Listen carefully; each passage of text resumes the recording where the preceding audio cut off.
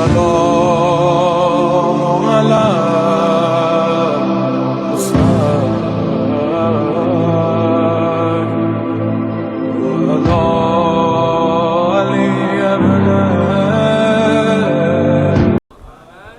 لا حول ولا قوة إلا بالله العلي العظيم. حسبنا الله ونعم الوكيل، نعم المولى ونعم النصير. أعوذ بالله من الشيطان اللعين الرجيم. بسم الله الرحمن الرحيم. الحمد لله الملك الحق المبين، رب الشهداء والصديقين، والصلاة والسلام على الرسول النبي الأمي الخاتم لما سبق والفاتح لمن غلق والمعلن الحق بالحق، العبد المؤيد والمنصور المسدد، المصطفى الأمجد والمحمود الأحمد أبي القاسم محمد.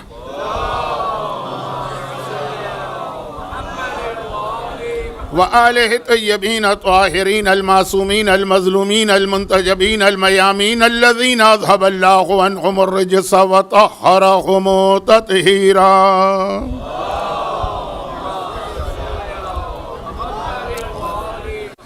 سيما على بقية الله في الأرضين وحجته على العالمين الإمام المنتظر والحجة الثاني عشر.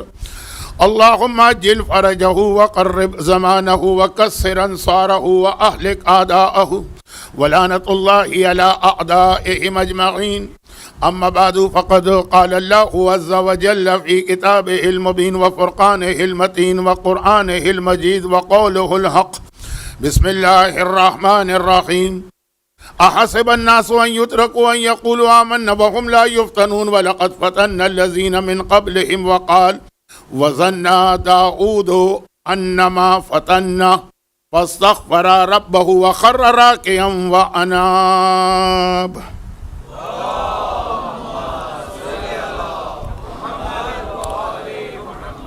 1446 ہجرہ کے ایام ازا کے اس 5ویں عشرے میں جو عشرہ ذنبیہ کہلاتا ہے،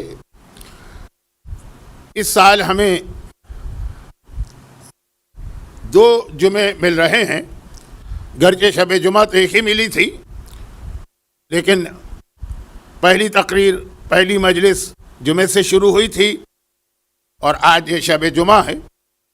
تو جمعہ شب جمعہ مل کے 24 گھنٹے کا ایک دن بنتا ہے. اس کے حوالے سے ہر سال، بلکہ ہر سال کیا، دنیا میں جہاں بھی میں جاتا ہوں، مختصر صحیح 2-3 پیغامات ہیں جو دیے جاتے ہیں، جن میں سے ایک پیغام تو زمانے کے امام کے حوالے سے ہے.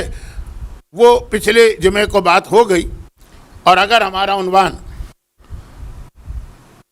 ایک اعلان شدہ عنوان نہ ہوتا، ایمان کے تقاضے کربلا کے تناظر میں، کیونکہ میں بہت سی جگہوں پہ بغیر کسی عنوان کے گفتگو کرتا ہوں، اگر پہلے سے ایک اعلان شدہ عنوان نہ ہوتا تو آج بھی زمانے کے امام پہ گفتگو ہو سکتی تھی. لیکن چونکہ وہ عنوان بھی مکمل کرنا ہے، خیر مکمل تو کیا ہوگا، لیکن کچھ نہ کچھ ایک منزل تک پہنچانا ہے.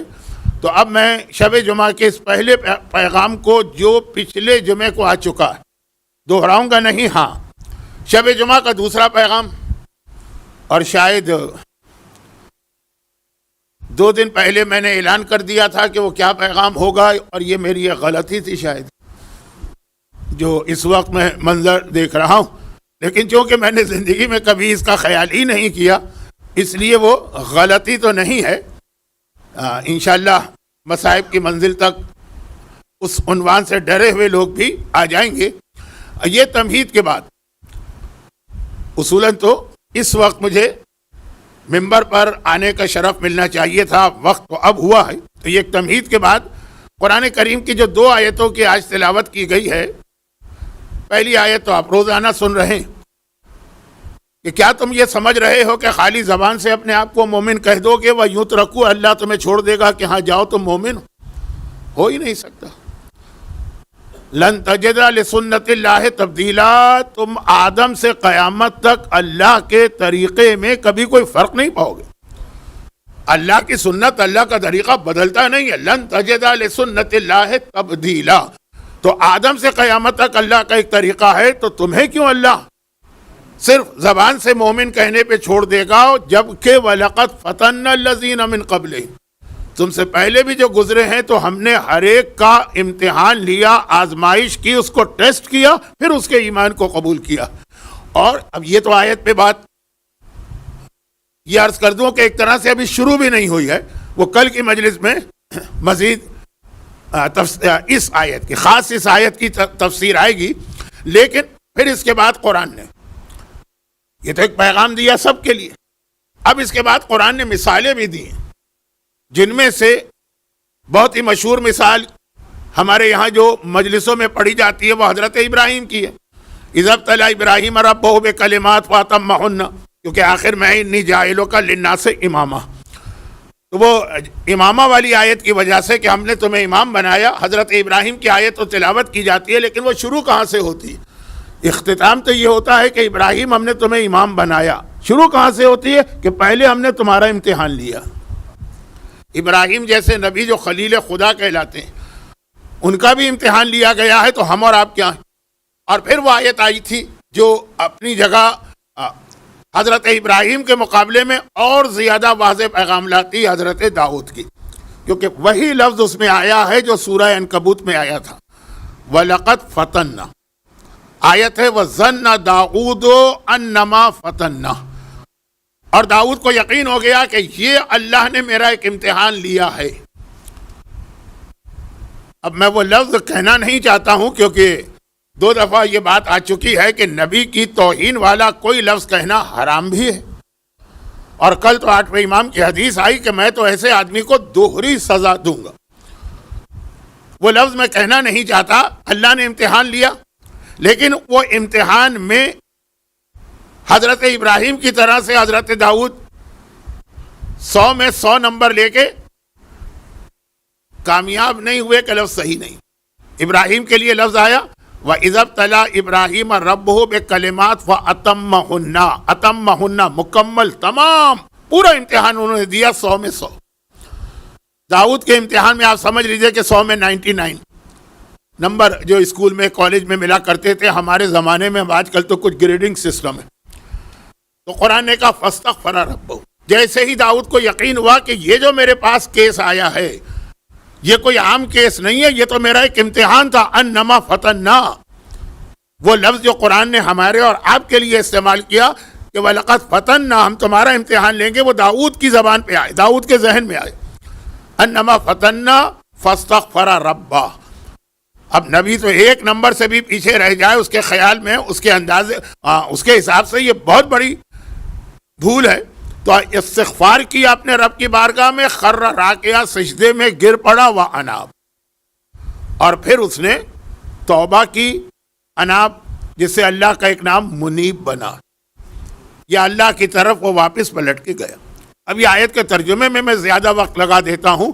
داؤد کا ایک امتحان، اور وہ امتحان وہی تھا کہ 2 فرشتے لڑتے ہوئے آئے، کوئی کیس وغیرہ نہیں تھا، وہ 2 فرشتوں کی لڑائی نہیں، مسئلہ ایک اختلاف، ایک مسئلے میں جھگڑا، اس کی 99 بھیڑیں ہیں، میری ایک بھیڑ ہے، تو وہ یہ کر رہا ہے اور وہ کر رہا ہے۔ اب میں تفصیل میں جاؤں گا تو تقریر کا موضوع بدل جائے گا۔ یہ داؤد کا ایک امتحان تھا، لیکن یہاں پہ ہمارے سامنے معصوم کی ایک حدیث اور آ رہی کہ یہ تو اللہ نے اعلان کر دیا کہ میں ہر ایک کا امتحان لوں گا، نہیں، ہر ایک کا نہیں، جو اپنے آپ کو مومن کہے گا۔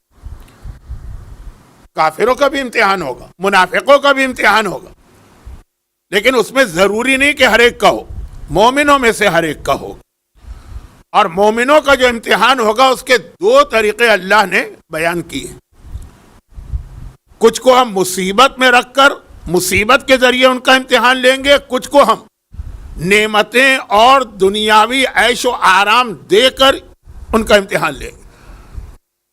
کسی کی مالی حالت بہت اچھی ہو جانا یہ بھی ایک امتحان ہو سکتا ہے، کسی کو بہت اچھی اولاد مل جانا یہ بھی ایک امتحان ہو سکتا ہے۔ اب یہ چونکہ میں نے کہا کہ یہ باتیں آنے والے کل بیان ہوں گی، آج تو شب جمعہ کی وجہ سے میں اپنے موضوع میں بھی رہوں گا، لیکن شب جمعہ کے دوسرے پیغام پر بھی آپ کی توجہ مبذول کرانا، اور اس امتحان کے حوالے سے کہ مختلف طریقے سے امتحان ہوتے ہیں، کبھی مصیبت کے ذریعے، کبھی نعمت دے کر۔ چنانچہ جو اولیاء خدا ہیں ان کو جب زیادہ نعمتیں ملتی ہیں تو وہ شکر تو ادا کرتے ہیں، جیسے مصیبتیں آتی ہیں تب بھی وہ شکر ادا کرتے ہیں، لیکن جب نعمتیں ملتی ہیں شکر ادا کرتے ہیں، لیکن ڈرتے بھی ہیں کہ یہ جو ہمیں اتنی نعمتیں مل رہی ہیں کہیں ایسا تو نہیں ہے کہ یہ ہمارا امتحان ہو. اور پھر یہ بات کل ہوگی.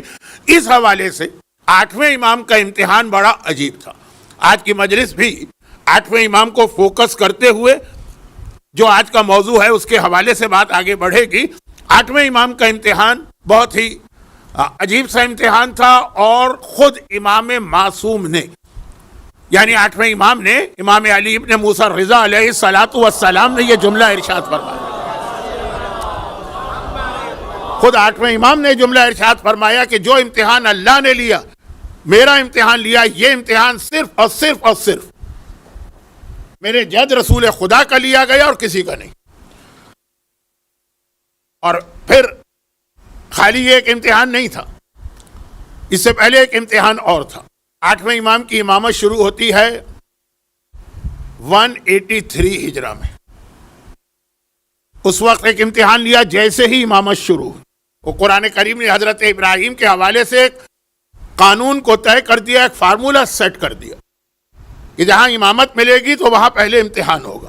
ایک امتحان اس وقت ہوا، اور اس کے بعد دوسرا امتحان اس وقت ہوا کہ جب امامت کا سلسلہ آگے بڑھا، یعنی 8ویں امام کے ہاں اولاد پیدا ہو گئی جسے 8ویں کے بعد امام بننا ہے. دو موقع پہ اللہ نے امتحان لیے. پہلا والا امتحان تو کچھ اور معصومین کا بھی لیا گیا. یہ ذرا ہسٹری ہے اور میں اس کی تفصیل میں نہیں جانا چاہتا. ہو سکتا ہے کسی سال اگر اللہ نے زندگی دی تو یہ عشرہ زینبیہ کا موضوع 8ویں امام ہو جائیں، لیکن فی الحال تفصیل میں نہیں جا رہا. وہ امتحان یہی تھا.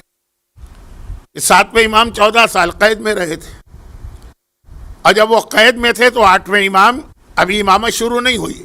تو 7ویں امام نے جو ایک امامت کا نظام بنایا تھا، اپنے وکیل، اپنے نمائندے مختلف شہروں اور علاقوں میں، وہ بہت طاقتور ہو گئے. اس لیے کہ جو امام معصوم ان سے حساب کتاب لے سکتا ہے، ان پہ نگرانی کر سکتا ہے، ان کو مانیٹر کر سکتا ہے، وہ تو قید میں. تو اب اس میں اگرچہ 15% 20% تو بالکل پکے خالص مومن رہے، 80% کے دل میں لالچ آ گئی. یعنی وہ اتنے طاقتور ہو گئے 7ویں امام کی قید کی وجہ سے. اور جب 7ویں امام کی شہادت ہوئی، اب پتا چلا کہ 8واں تو ہے، وہ قید میں نہیں، اور وہ ہر چیز کے بارے میں سوال کرے گا. انہوں نے 8ویں کی امامت کا انکار کر دیا. اب یہ دو امام ایسے ہیں جن کی امامت کا انکار، دیکھیں ہر امام کی امامت کا تو زمانے والوں نے انکار کیا، مگر یہ دو امام ایسے ہیں جن کی امامت کا جب انکار کیا گیا تو جو عام شیعہ تھے نا وہ بہت کنفیوز ہو گئے. ایک خود 7ویں امام، کیونکہ 7ویں امام کی امامت کی مخالفت کرنے والوں میں ان کے اپنے بھائی شامل ہیں. اب اگر بڑا بھائی کہہ رہا ہے کہ میرا چھوٹا بھائی تو امام ہے ہی نہیں، یہ غلط دعویٰ کر رہا، نعوذ باللہ نعوذ باللہ نعوذ باللہ، یہ جھوٹ بول رہا. تو اب جب خود اسی خاندان کا بڑا جو سربراہ ہے وہ یہ بات کہہ رہا ہو، بھئی ایک دشمن اہل بیت یہ بات کہے کہ میں ان کی امامت کو نہیں مانتا ہوں، جیسے مولا کی امامت کا انکار کرنے والے، وہ پھر بھی آدمی پہچان لیتا ہے کہ جو انکار کر رہا ہے وہ خود کیا ہے کہ ہم اس کی بات پہ توجہ دیں. لیکن یہاں 7ویں امام کی امامت کا انکار تو چھٹے امام کے بڑے بیٹے کر رہے ہیں. اور عرب ماحول میں ولد اکبر کی اہمیت تو ویسے ہی بہت ہوتی، اور اسلام میں بھی بڑے بیٹے کا ایک خاص اسٹیٹس تو ہے. باپ کی قضا نماز، باپ کی قضا روزے اس پہ آتے ہیں، اور اس کے بدلے میں اسے باپ کی میراث میں سے کچھ زیادہ حصہ ملتا ہے دوسرے بھائیوں کے مقابلے میں. اور وہ بڑا بیٹا یہ کہہ رہا، تو ایک تو وہ اب وہ چونکہ 7ویں امام کی امامت یا حالات آج کا موضوع نہیں، تو میں یہ بتا رہا ہوں کہ مخالفت تو ہر امام کی ہوئی، لیکن یہ دو اماموں کی مخالفت اس لیے عام مومنین کو کنفیوز کر گئی کہ مخالفت کرنے والا خود بھائی ہے، سگے بھائی نہیں، یعنی مائیں الگ تھی لیکن بہرحال بھائی. اور دوسرا 8ویں امام کی امامت، بھائی ان کی امامت کا انکار کرنے والا بھی کوئی یزید یا ہارون یا مامون یا مروان یا منصور نہیں ہے. ان کے بابا کے وہ وکیل ہیں جنہیں ان کا باپ نام لے لے کے وکیل بنا کے گیا. بھئی جیسے آج کل کے مراجع ہیں یہ بھی نائب امام ہے لیکن کسی کا نام نہیں ہے. معصومین نے ایک اصول بتا دیا کہ جس میں یہ کوالٹیز ہوگی فَلِلْعَوَامِ أَن يُقَلِّدُوا، وہ لوگ اس کی تقلید کریں. نام نہیں لیا کہ یہ ہے ہمارا نائب، لیکن ساتویں امام نے تو نام لے کے کہا یہ میرا نمائندہ ہے مدینے میں، یہ میرا نمائندہ ہے کوفے میں، یہ میرا نمائندہ ہے بصرے میں، اور اس طرح ساتواں مقرر کر کے گیا، اور وہ یہ کہہ رہے ہیں نمائندے کہ یہ آٹھواں غلط بیانی کر رہا ہے۔ دلیل اس کے لیے وہ بڑی یعنی پیاری دلیل لے کر آئے۔ پیاری میں کہہ رہا ہوں کہ بعض چیزیں ایسی ہوتی جو شرعاً غلط ہوتی ہیں، عوام کے ذہن اسے قبول کر لیتے۔ وہ جو کل میں بات اسی سے شروع کر رہا تھا، کلموا الناس علی قدر عقولہم، کبھی آپ غلط بات بھی کہیں لیکن عوام کے معیار کے مطابق کہیں، لوگوں کی عقل میں آ جاتا ہے، اپیلنگ دلیل ہوتی ہے۔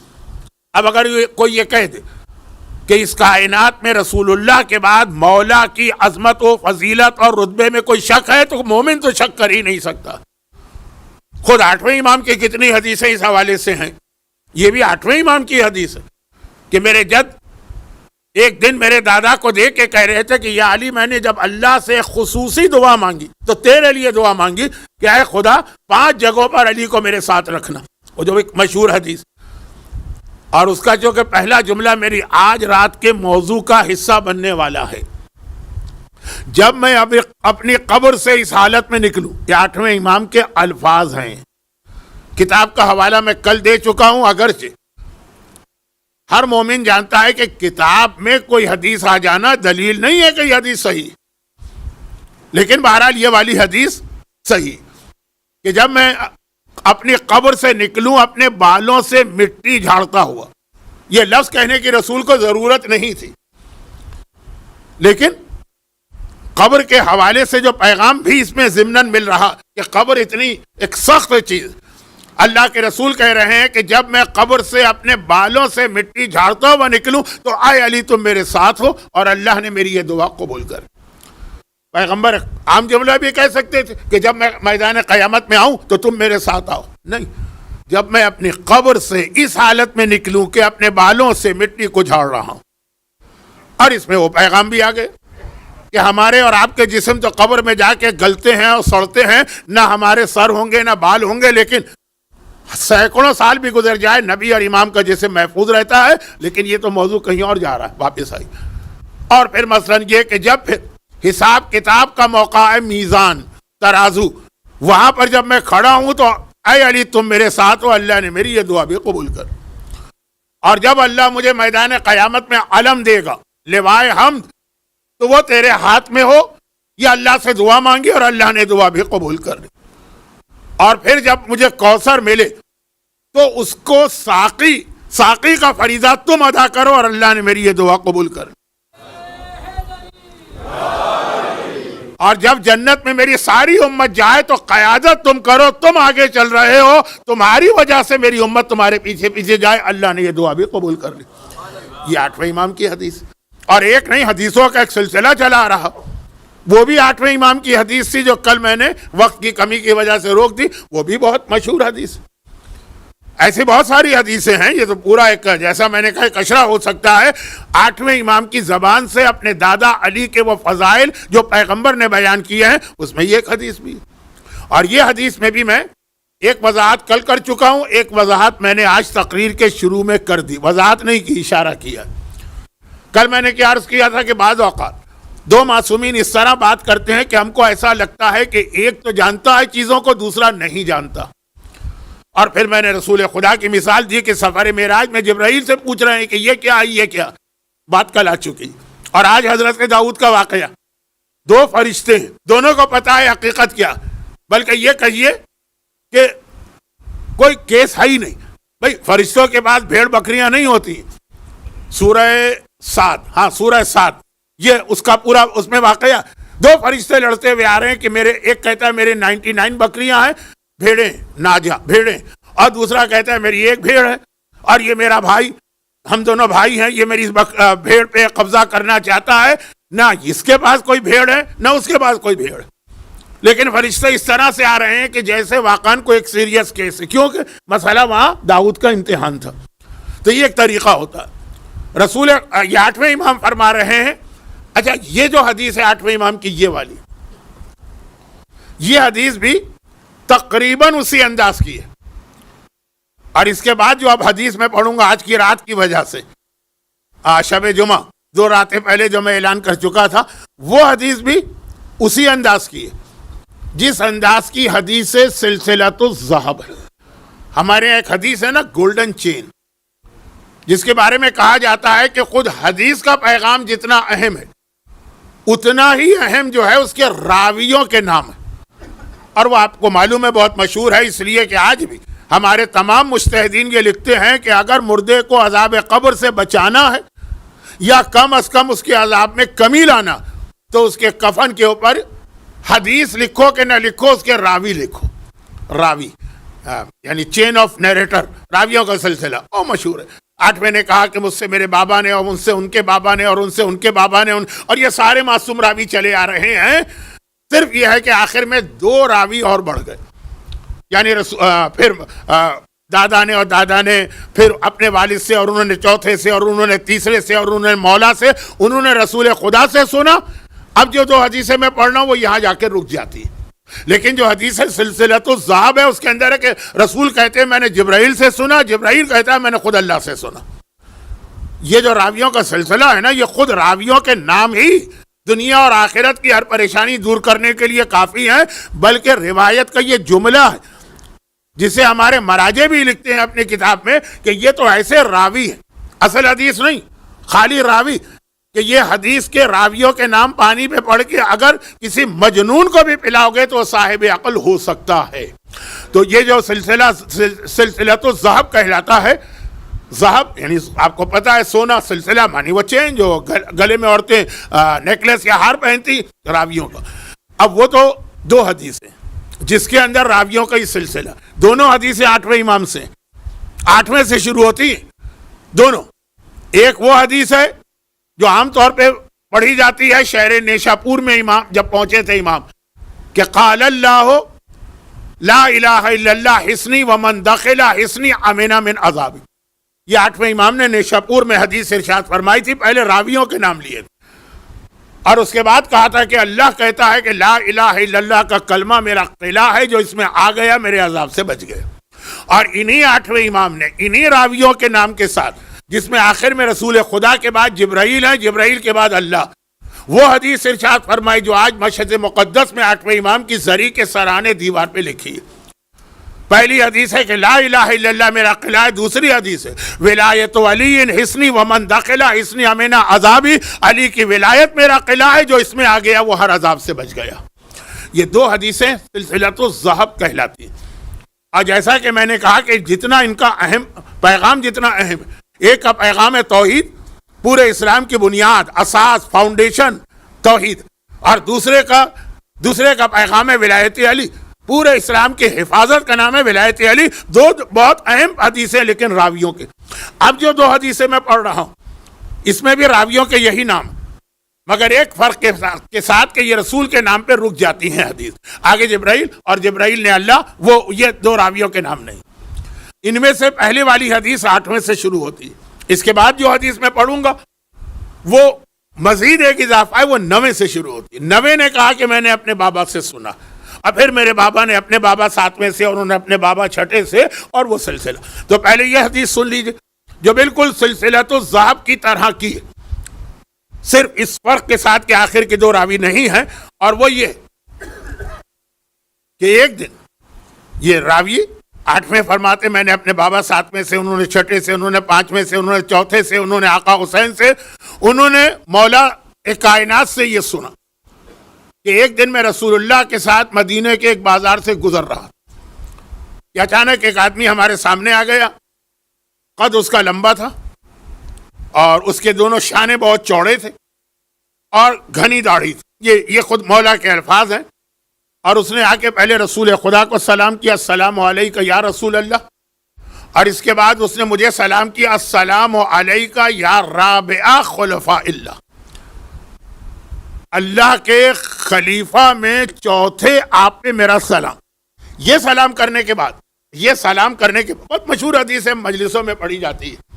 یہ سلام کرنے کے بعد اس نے رسول خدا کو دیکھا اور کہا کہ یا رسول اللہ، جو میں نے کہا اور جس طرح سلام کیا یہ صحیح کہا نا؟ پیغمبر نے وہ لفظ استعمال کیا جو غدیر خم کے مجمع میں 1,20,000 مسلمانوں نے کہا تھا، اور قرآن میں بھی کئی جگہ پیغمبر نے کہا بلا، ہاں بالکل تم نے ٹھیک کہا. یہ جب جیسے ہی سنا یہ سن کے بعد میں چلا گیا. اب ایک مرتبہ وہی اس کو سمجھنا پڑے گا کہ جب دو معصوم بات کر رہے ہوں تو یہ اس لیے نہیں ہے کہ ایک جانتا ہے اور ایک نہیں جانتا، یہ اس لیے کہ ہمیں کیسے بتایا جائے. تو مولا کہتے ہیں، اور کس طرح کہتے ہیں کہ 8ویں کہہ رہے ہیں میرے بابا ان کے بابا آقا حسین اپنے بابا علی سے یہ نقل کر رہے ہیں کہ میں نے رسول سے پوچھا کہ یا رسول اللہ، یہ تو انہوں نے مجھے چوتھا کہہ کے سلام کیا اور آپ نے تصدیق بھی کر دی، تو یہ سلام کا مطلب کیا تھا اور آپ نے تصدیق کیسے کی؟ کہا یا علی. یہ کہنے والے نے جو کہا وہ قرآن سے کہا، کیونکہ قرآن میں صرف 4 خلیفہ کا ذکر ہے جن میں چوتھے تم. پہلے آدم، یہ پیغمبر خود پیغمبر کے جملے ہیں، بہت مشہور ہیں اس لیے میں تیزی سے پڑھ رہا ہوں. آدم کی خلقت کی، انی جاعل فی الارض خلیفہ، آدم کے لیے لفظ خلیفہ آیا، وہ پہلے خلیفہ. پھر حضرت موسیٰ کی دعا، اخلف نہیں، اے خدا ہارون کو میرا خلیفہ بنا، ہارون کے لیے لفظ خلیفہ آیا، یہ دوسرے خلیفہ تھے. پھر داؤد، یا داؤد انا جعلناک خلیفۃ فی الارض، ہم نے تمہیں خلیفہ بنایا، تو یہ تیسرے خلیفہ قرآن میں ہے. اور پھر اے علی تم آ گئے کہ جب یہ کہا یا ایھا رسول بلغ ما انزل الیک من ربک، تو یہ تمہاری خلافت تھی، یہ چوتھی خلافت قرآنی ہو گئی. کبھی کبھار مجھے لگتا ہے کہ مجمع ڈرتا ہے کوئی نعرہ لگانے سے کہ مولانا ڈانٹ نہ دے، نہیں ڈانٹے واٹیں گے نہیں. تو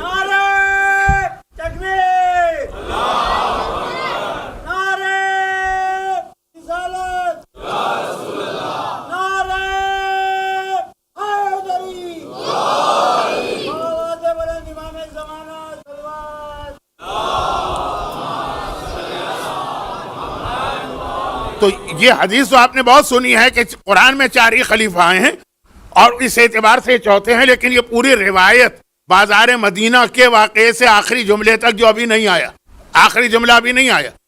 تو جس وقت مولا نے کہا کہ یا رسول اللہ یہ تو مجھے چوتھا کہہ کر گیا اور آپ نے تصدیق بھی کر دی، تو کیا ہے؟ تو پیغمبر نے پہلے بتایا. اچھا یہ ایسا تو نہیں ہے نا کہ ہم اور آپ قرآن جانتے ہیں اور مولانا جانتے ہو، یہ پیغام ہم تک کیسے پہنچتا؟ اس لیے سوال کیا. پھر رسول نے کہا کہ اے علی تم نے پہچانا یہ کون تھا؟ کہا یا رسول اللہ آپ بہتر جانتے ہیں. کہا یہ خضر نبی تھے جو تمہاری خلافت کا اعلان بازار مدینہ میں کر کے گئے. روایت بازار کی ہے، بازار میں ہر وقت مجمع رہتا ہے. تو اب یہ بھی 8ویں امام کی حدیث. تو میں یہ عرض کر رہا تھا کہ اس طرح سے جب فضائل بیان کیے جاتے ہیں اور کثرت کے ساتھ 8ویں امام نے فضائل بیان کی، تو میں نہیں بھولا کہ میں نے یہ بات کہاں سے شروع کی تھی. تو اب یہ ہے کہ مولا کی فضیلتوں میں تو کوئی شک ہی نہیں، لیکن اب ان فضیلتوں کو سہارا بنا کر اگر کوئی غلط دلیل جذباتی انداز میں پیش کرے تو عام مومن جو ہے بہہ جاتا ہے اس کے اندر. کلم الناس علی قدر عقولہم، لوگوں سے ان کی عقل کے مطابق بات کرو. پیغام تو دیا جا رہا ہے ہمیں اور آپ کو، لیکن فائدہ اٹھاتا ہے شیطان بھی. اب یہ کہا جائے دیکھو علی اتنے افضل ہے، علی کی یہ عظمت، علی سے بڑا کوئی ہے نہیں، علی کے بغیر کوئی عبادت قبول نہیں. تو یہ کیسے ہو سکتا ہے کہ نماز بغیر ذکر علی کی اور اس کے بعد پھر نماز میں تبدیلیاں کی جائیں؟ تو اب یہ جذباتی دلیل ہے، جذباتی دلیل ہے. اور مومنین کرام کے اس جذبے اور اس عقیدے اور اس محبت علی کی وجہ سے اس طرح بنا دی گئی ہے کہ بہت سے لوگ سوچے سمجھے بغیر اس کو قبول کر لیتے ہیں. میں اس کی تفصیل میں نہیں جا رہا، لیکن عرض کر رہا ہوں کہ اسی انداز کی باتیں 8ویں امام کی امامت کے شروع میں ہوں. اور وہی میں اکثر کہتا ہوں کیونکہ 2 امام ایسے ہیں جن کے وقت یہ دلیل استعمال ہوئی، ایک چوتھے امام ایک 8ویں امام. کہا کہ کیسے ہو سکتا ہے کہ اللہ نے عیسیٰ کو بچا لیا جبکہ وہ قید خانے میں تھے یا اپنے گھر میں تھے، اور 7ویں امام قید خانے میں اور اللہ نے ان کو نہ بچایا اور اللہ نے بچا لیا. اگر بچا لیا ہے تو اس کا مطلب یہ ہے کہ وہ زندہ ہے، اور اگر وہ زندہ ہے تو جب تک کہ 7واں زندہ ہے کوئی 8واں آ نہیں سکتا. تو یہ 8ویں کہاں سے آ گئے؟ اور یہ دلیل کون لوگ دے رہے ہیں؟ اب میں دہرانا نہیں چاہتا، مجمع کم از کم 3 گنا ہو چکا ہے اس وقت سے جب میں نے بات چھیڑی تھی. اب یہ دلیل دے رہے ہیں وہ وکیل جو خود سے وکیل نہیں بن گئے، ان کا نام لے لے کے 7ویں نے کہا یہ میرا نمائندہ، یہ میرا نمائندہ، تمہیں کوئی مسئلہ پیش آ اس کے پاس جاؤ، تمہیں خمس دینا ہو اس کو جمع کرو. یعنی اتنا ایک طرح سے امین، ٹرسٹ ورتھی. اور وہ یہ بات کہہ رہے ہیں سب نہیں، لیکن چھوٹی تعداد بھی نہیں، 80%۔ اب یہ پہلا امتحان 8ویں امام کو اپنی امامت کے شروع میں دینا پڑا۔ بابا کے وکیل جو عمر میں بھی 7ویں امام سے بڑے، اور معصومین عموماً اپنے باپ کے اصحاب کو چچا کہہ کے خطاب کرتے ہیں، جن کو آج تک 8ویں امام چچا کہا کرتے، اور وہ یہ کہہ رہے ہیں، وہاں بھائی کہہ رہے ہیں، جو شروع میں بات آ گئی ہے، وقت نہیں ہے کہ دہراؤں، اور یہاں جن کو چچا کہہ رہے ہیں وہ کہہ رہے ہیں کہ یہ امام ہے ہی نہیں۔ یہ پہلا امتحان دیا۔ پھر کس طرح سے 8ویں امام نے اس مسئلے کو حل کیا، وہ ایک لمبی بحث ہے، لیکن بہرحال آخر میں حل ہو گئے۔ لیکن جیسے ہی وہ مسئلہ حل ہوا، دوسرا امتحان شروع ہو گیا، اور یہ دوسرا امتحان اس لیے اور زیادہ خطرناک ہو گیا کہ یہ گھر والوں کی طرف سے شروع ہوا۔ وہی جو میں نے کہا کہ جب بھائی بھائی کے خلاف ہو جائے، سگے بھائی یا سوتیلے لیکن خونی رشتہ دار والے بھائی، وہ 8ویں امام کے ساتھ مسئلہ پیش آیا۔ جب 9ویں امام پیدا ہو گئے، اس وقت 8ویں کی عمر ہو گئی تھی 45 سال۔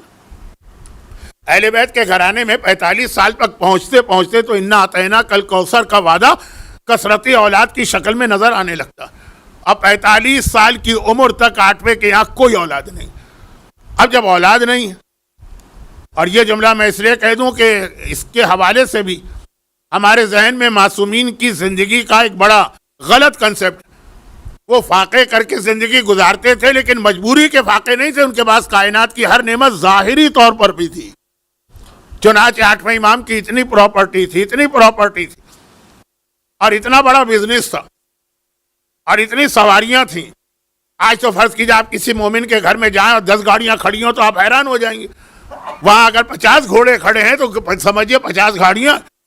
تو اب اتنی پراپرٹی اب تک اولاد نہیں ہوئی، تو اب ان کے دلوں میں لالچ آ گئی، جن کو یہ جائیداد مل سکتی ہے، اگر کوئی انسان مر جائے، اس کی نہ اولاد ہو نہ والدین، تو جائیداد جاتی ہے بہن بھائیوں کو۔ چھوٹی موٹی رقم تو ہے نہیں کہ آدمی نظر انداز کرے۔ اب بہن بھائیوں کے دل میں یہ خیال آیا کہ عمر اتنی ہو گئی، آپ دیکھیں گے کہ معصومین کی عمر تقریباً 50 اور 60 کے بیچ میں رہتی تھی۔ تو اب یہ ہے کہ عمر اتنی ہو گئی ہے کہ عنقریب جو ایک طریقہ چلا آ رہا ہے خاندان امامت میں ایج کا، تو اب عنقریب دنیا سے جانے والے ہیں تو جائیداد ہم کو ملے گی، اور ہو گئے 9ویں امام دنیا کے سامنے آ گئے۔ اولاد ہو جائے تو چاہے اکیلی ایک اولاد کیوں نہ ہو، ساری جائیداد اس کی۔ وہ بھائیوں کی اور بہنوں کی امیدوں پہ پانی پھر گئے۔ اب خاندان میں اختلاف پڑ گئے، آدھے بھائی اور آدھی بہنوں نے 9ویں امام کو 8ویں کا بیٹا ماننے سے انکار کر دیا۔ اب اس میں جو بھائی بہنوں کی بات ہو رہی ہے، کس کے بھائی بہن 8ویں کے؟ اس میں معصومہ قم جیسی صاحب فضیلت خاتون بھی ہے، تو ایک وہ گروہ بن گیا بھائی بہنوں میں جو مکمل 8ویں امام کے ساتھ۔ لیکن بھائی بہنوں کی زیادہ تعداد، ایک آدھ نہیں، زیادہ تعداد، وہ جو پراپرٹی کا اور پیسے کا، پیسہ بہت بری چیز ہے۔ آدمی یعنی بھائی بھائی کے درمیان تلوار چل جاتی، بلکہ تو ایسے کیسز بھی آج کل سننے کو آ رہے ہیں پاکستان میں کہ بیٹے باپ کو قتل کر دیتے ہیں کہ بڑے میاں کسی طرح ٹلتے ہی نہیں ہیں، کب ملے گی ہمیں جائیداد جب ہم خود بوڑھے ہو جائیں گے۔ خاندان اہل بیت میں بہت واضح مثال، 9ویں کو 8ویں کا بیٹا ہی نہیں مانا، کہ بیٹا مان لو گے تو ساری جائیداد ان کو جائے گی۔ اور پھر وہاں اللہ بھی، یہ امتحان اللہ نے بھی امتحان لے لیا، اور وہ یہ کہ اہل بیت کے گھرانے میں بڑے ہوں کہ چھوٹے، سب کے چہرے بہت ہی چمکنے والے چہرے ہوتے ہیں، چاندی کی طرح سے خوبصورت گورے۔ 9ویں امام کا رنگ ذرا سا دبتا ہوا تھا، جو پورے خاندان، اور خاندان سے مطلب خالی وہ لوگ نہیں جو چلی آ رہی ہے پوری ایک وہ فیملی ٹری والا پشتینی رنگ، اس سے بالکل مختلف، تو اور زیادہ ان کو موقع مل گیا باتیں کرنے کا کہ یہ ان کا بیٹا ہے ہی نہیں۔ اچھا ان کا بیٹا نہیں ہے تو یہ کیوں یہاں آ گئے؟ کہا کہ ہم سے 8ویں پہ کون الزام لگا رہا ہے؟ ان کا اپنا بھائی۔ کون الزام لگا رہا ہے؟ ان کی اپنی بہن۔ سب نہیں، معصومہ قم جیسی بہن بھی ہیں، لیکن کچھ کہا کہ یہ ہم سے اتنا جلتے ہیں کہ ہمیں جائیداد سے محروم کرنے کے لیے پتہ نہیں کہاں سے ایک بچے کو لے آئے، اڈاپٹ کر لیا اور اپنا بیٹا کہہ کے مشہور کر دیا تاکہ جائیداد اس کو ملے۔ اڈاپٹڈ سن کو جائیداد نہیں ملتی ہے اگر ایک آدمی کہہ دے کہ یہ میرا بیٹا نہیں ہے، لیکن چونکہ میں لاولد ہوں اس لیے میں اس کو اڈاپٹ کر رہا ہوں۔ جائیداد بھی نہیں ملتی ہے، کوئی شرعی مسئلہ بھی نہیں بنتا. چنانچہ جس نے اگر ثواب کی نیت سے بھی اور چونکہ اولاد نہیں ہے اس نیت سے بھی کسی بچے کو، یتیم بچے کو اڈاپٹ کر لیا، بڑی نیکی کا کام کیا، لیکن جیسے ہی یہ بالغ ہوگا اس کے لیے اپنی ماں سے پردہ واجب ہو جائے گا، یا دوسرے الفاظ میں ماں کے لیے اس سے پردہ واجب ہو جائے گا. اب ماں سے مراد وہی ہے کہ جو اڈاپٹیڈ ہے. یا لڑکی کو اگر اڈاپٹ کیا تو جیسے ہی وہ 9 سال کی ہوگی تو اس کے لیے اپنے باپ سے پردہ واجب ہو جائے گا. بہت ساری چیزوں کی تفصیل میں گئے بغیر لوگ عمل کر لیتے ہیں، بعد میں بہت پچھتاتے ہیں اور کہتے ہیں اب تو ہم پھنس گئے. آپ کوئی راستہ نکالیے. خیر، بات کہاں سے کہاں چلی گئی ہے 8ویں امام کے بارے میں، لیکن آج کی رات کا بھی ایک موضوع ہے. تو خلاصہ یہ کہ 8ویں امام کو دوسرا امتحان دینا پڑا. اب ذرا دیکھیے، پہلا امتحان بھی دینا پڑا جو تقریباً چچا کے اسٹیٹس پہ لوگ تھے اور اتنے قابل بھروسہ تھے کہ 7ویں نے نام لے لے کے ان سے کہا، ان کے بارے میں کہا کہ تم ان سے رجوع کرو، اور وہی خلاف ہو گئے. اور کیسا الزام لگا دیا کہ جھوٹا دعویٰ امامت کر رہے ہیں، نعوذ باللہ. 8ویں وہ امتحان دیا تو یہ جھوٹا دعویٰ آ گیا کہ جسے یہ اپنا وارث قرار دے رہے 9واں امام، وہ امام نہیں ہے کیونکہ ان کا بیٹا ہی نہیں ہے. جب ان کا بیٹا نہیں ہے تو امامت بھی وہاں نہیں.